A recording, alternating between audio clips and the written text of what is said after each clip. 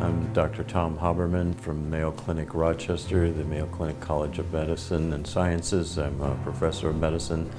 I've been a member of the Lymphoma Research Foundation Scientific Advisory Board since 2004. I was the chair of the Scientific Advisory Board from 2017 to 2019. I received the Minnesota Hope Award in 2008.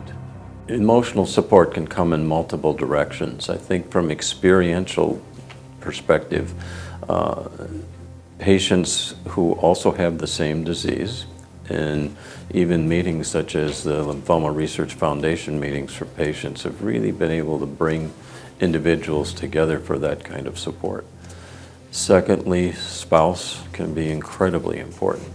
It's, as I mentioned, really tough to be spouse sometimes, but to just be present and understand that how difficult this really is and the journey is and the complexities of chemotherapy and their toxicities. Another approach has been through churches and synagogues, whether it be the leadership or other members, and just normal groups of people that people have been with in your immediate social circle. And if you're someone who works out regularly, those at the health club, it's amazing the connections that in the locker room and others that the stories that I've heard back. The first point is that what we know about these diseases compared to even 10 years ago is really unbelievable, and the progress that is being made in low-grade lymphoma, in aggressive lymphomas, and chronic lymphocytic leukemia. The new drugs in CLL have just been phenomenal the last 12 to 10 years. In 2021, there was a new CAR T-cell therapy approved in large cell lymphoma.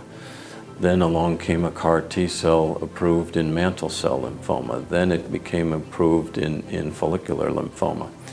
And so the changes in therapeutic interventions, and compared to when I started my career with interferon, the initial biologic agent, and then I had the privilege of being involved in the trials that obtained the FDA approval in rituximab. And I have stories over and over of patients who went on other clinical trials, other therapeutic interventions, and are still alive today. I have some patients who I started to treat when I was a fellow in the early and mid-1980s.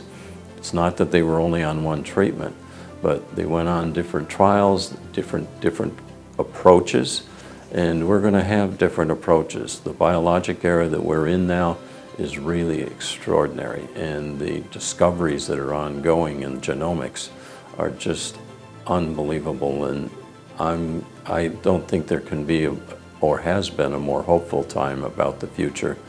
And we have other survivors around now to prove that to others and to new patients. And that is just, I've never had the sense of hope I have now.